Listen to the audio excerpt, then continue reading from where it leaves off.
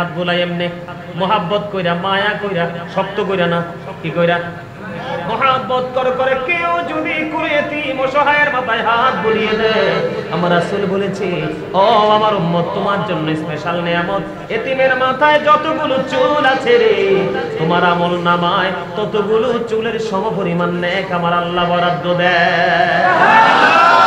মুহররম মাসের ফজিলত, মুহররম মাসের বরকত শুধু এখানে একান্ত নয়। আমার রাসূল বলেছেন কেউ যদি মুহররম মাসের 10 তারিখে কোনো অসুস্থ রোগীর সেবা করে, সমস্ত উম্মতে মুহাম্মদী রোগীর সেবার সওয়াব তার আমলনামায় ঢুকে যাবে। আর জোরে বলেন না সুবহানাল্লাহ। কেউ যদি এই মুহররমের 10 তারিখে রোজা রাখে, কোনো রোজাদারকে যেই কোনো কিছু সামর্থ্য অনুযায়ী যেই কোনো কিছু দিয়ে যদি ইফতারি করায়, আমার রাসূল জানিয়ে দিয়েছে তোমার আমলনামায় সমস্ত উম্মতি মুহাম্মদীকে ইফতারি করার সওয়াব তোমার আমলনামায় ঢুকে যাবে।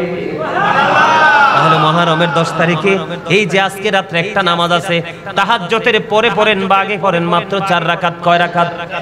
যেই সূরাটা পারেন সেটা দিয়ে পড়বেন, অবর্ণনীয় নিয়ামত।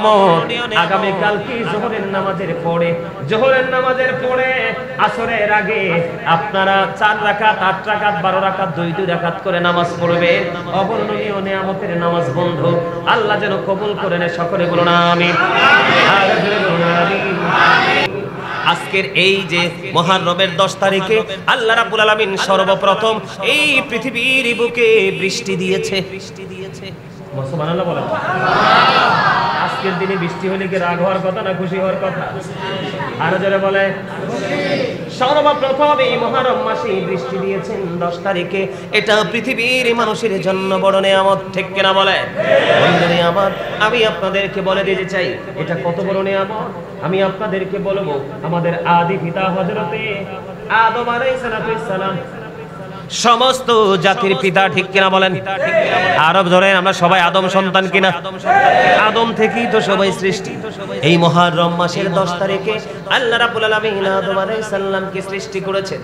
আদমের দেহের মধ্যে রূহ দিয়েছেন, আদম আলাইহিস সালামকে ফেরেশতা দিয়ে সিজদা করিয়েছেন এবং আদম সফিউল্লাহ অনেকগুলো ত্রুটি করেছিল।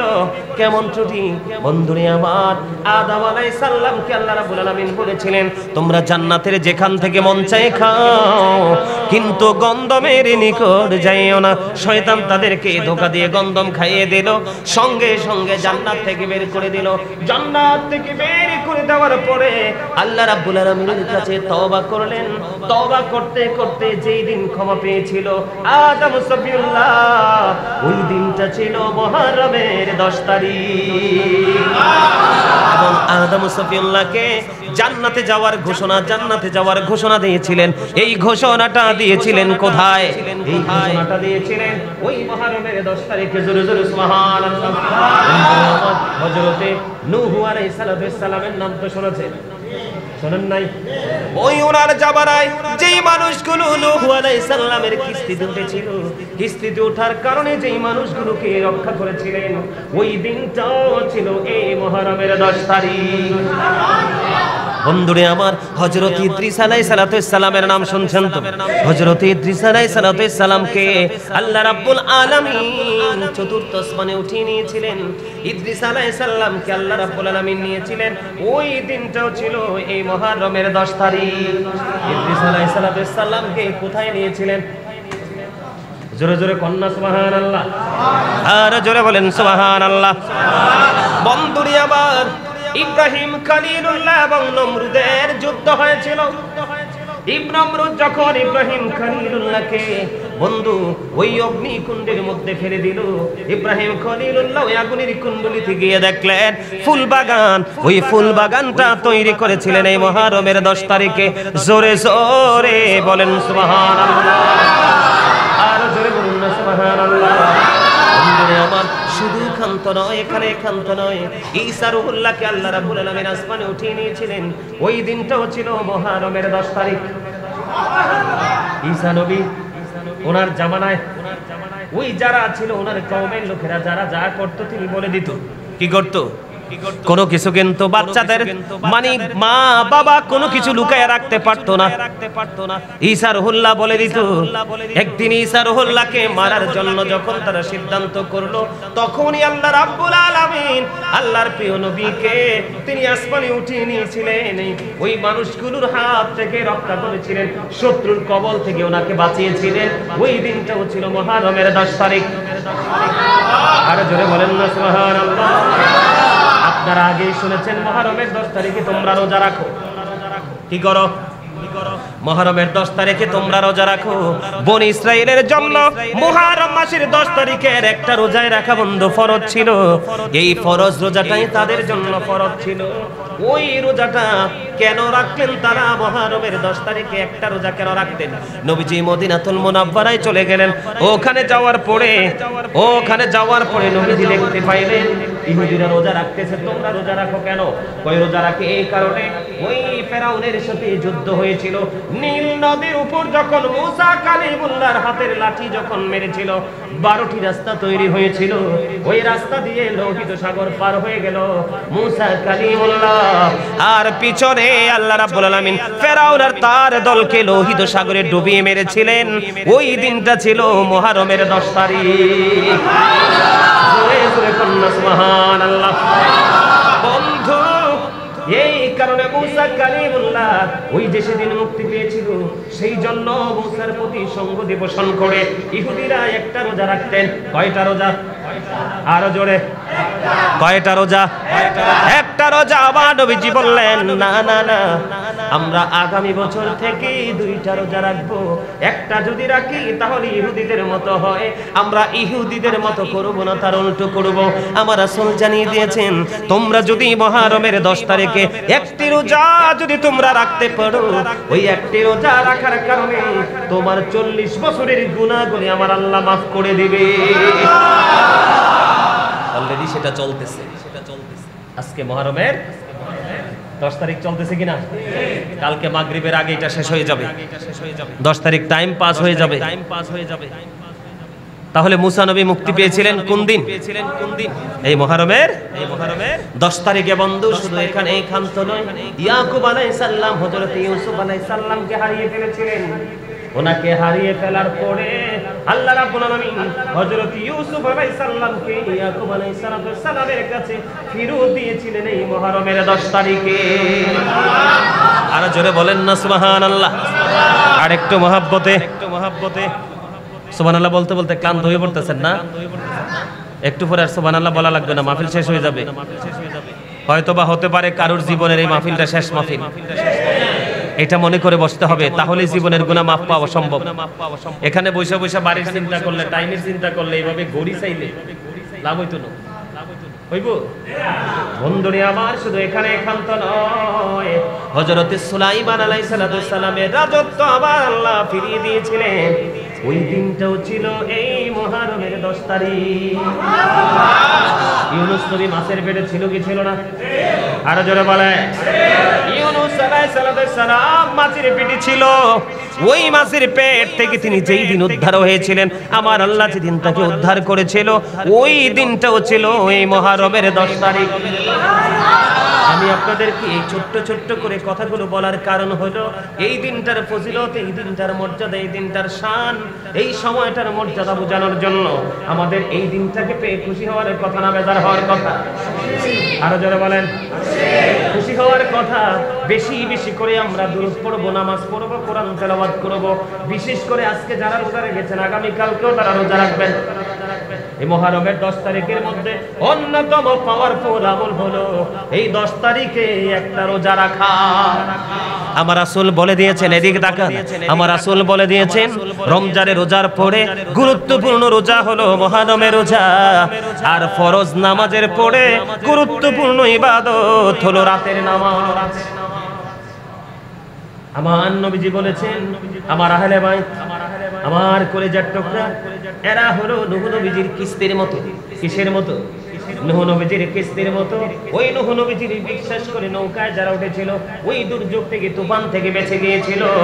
আমার আহলে বাইতের সাথে যদি তুমি প্রেমের ডুরি লাগাও, তাহলে তোমার জন্য মুক্তি অপেক্ষা করতেছে।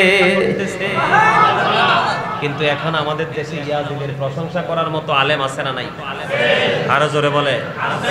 আজকেও শুয়ে শুয়ে অনেকগুলো ভিডিও দেখছি। কি দেখছি? আজকেও শুয়ে শুয়ে অনেকগুলো ভিডিও দেখছি। অনেক বড় বড় শায়েখ কয় ইয়াজিদকে বলে, ইয়াজিদেরকে বলে ভালোও বলা যাবে না, মন্দও বলা যাবে না। নাউজুবিল্লাহ। আরেক শায়েখ ওয়াজ করতেছে কয় ইমাম হুসাইনের হত্যার পিছনে ইয়াজিদের কোনো হাত ছিল না। কয় ইয়াজিদ এই রক্তপাত চায় নাই, তাহলে চাইলোটাকে? কথা বলেন। এই রক্তপাত ঘটাইলো কে? ইয়াজিদ না? এটাকে আমরা বিশ্বাস করব যদি কই যে ইয়াজিদ দোয়া তুলসী পাতা?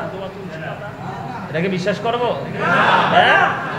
কয় ইয়াজিদকে নাকি কাফের বলা যাবে না। তাম যাবেন কোথায়? এই জন্য বলছি আপনি আপনার সন্তানদেরকে ওইভাবে শিক্ষা দিতে হবে, না হয় তারা বুঝবে না। কাল হাসরের দিনে আপনাকে আমাকে ধরা পড়তে হবে যে আল্লাহর কাছে বলবো আল্লাহ ওরা তো আমাদেরকে শিখায় নাই। কি করে নাই? কথা বলেন। ওরা আমাদেরকে কি করে নাই? শিখায় নাই, পড়াই নাই। সেদিন কোনো জবাব আসেনি? আরে কথা বলেন না, আসেনি জবাব? তাহলে আমি আপনাদেরকে কি বুঝাইতে চাইছি, এটা অত্যন্ত গুরুত্বপূর্ণ একটা দিন এবং রাত। আপনারা আদম আলাইহিস সালাম তো গন্ধম খাইছে, ঠিক আছে না? গন্ধম খাওয়ার পর আল্লাহ রাব্বুল আলামিন বলেছেন কুল নাহবিতু মিনহা জামিআ, you get down all from here. জান্নাত থেকে বের হরে দিলেন, এত বড় নিয়ামত থেকে বঞ্চিত করে দিলেন। তারপরে তওবা করতে করতে ক্ষমা চাইতে চাইতে আল্লাহ রাব্বুল আলামিন যেদিন তাকে কবুল করলেন সেই দিনটা ছিল মুহররমের 10 তারিখ। আপনার আমার আমলনামায় গুনাহ আছে না নাই? তাইলে তওবা করার দরকার আছে না নাই? বন্ধুরে আমার শুধু এইটা নয়, আপনার আমার নবীকে শাফায়াতে কুবরার মালিকানা দিয়েছিলেন আমার আল্লাহ। ওই দিনটাও ছিল এই মুহররমের 10 তারিখ, যেই শাফায়াতুল কুবরায় দাঁড়িয়ে দাঁড়িয়ে আমার নবীজি উম্মতির জন্য আল্লাহর কাছে সুপারিশ করবে। জোরে জোরে সুবহানাল্লাহ, আর জোরে কন্না সুবহানাল্লাহ। বন্ধুরে আমার শুধু এখান তো নয়, সত্যের পথে লড়াই করে। কিসের পক্ষে? সত্যের পক্ষে লড়াই করে, মিথ্যার বিপক্ষে লড়াই করে ইমাম হুসাইন হাসতে হাসতে নিজের জীবনটাকে কুরবানি করে দিয়েছিল। বন্ধু, ওই দিনটাও ছিল এই মুহররমের 10 তারিখ। আমাদেরকে এখান থেকে শিক্ষা নেওয়া দরকার না? এখন আপনাদের এবার জানা দরকার। আপনাদের এবার ঠিক আছে নি? নাকি লড়ে গেছে? ঠিক আছে, মাথাটা ব্যথা করতেছে প্রচন্ড গরমে। আপনাদের একটু জেনে রাখা দরকার, যোগে যোগে দেখবেন ইয়াজিদ মার্কা মৌলবী বের হবে। কি বের হবে? কথা বলেন, এই কথা বলেন না মিয়া ভাই, একটু শোনেন। মানে যোগে যোগে ইয়াজিদ মার্কা মৌলবী কি হবে? অলরেডি আজকে মনে হয় 1-10 জনের উপরে শুনছি শুধু ইয়াজিদের প্রশংসা করতে চায়। আবার কয় ইমাম হুসাইন নাকি রাজনীতি বস্তু না। কি ইমাম আবার বলে ইমাম হুসাইন নাকি ক্ষমতার জন্য যুদ্ধ করছে। আমি আপনাদেরকে বলি, তারপর আপনারা ডিসাইড করবেন। একটা কথা বানায় বলছি না, কারণ ইয়াজিদকে আমি দেখি নাই। এই দুনিয়াতে যারা ইয়াজিদের প্রশংসা করে আপনারা তাদেরকে বললেন যে ভাই ইয়াজিদের কবরটা কোথায় একটু জানো, ঠিক কিনা?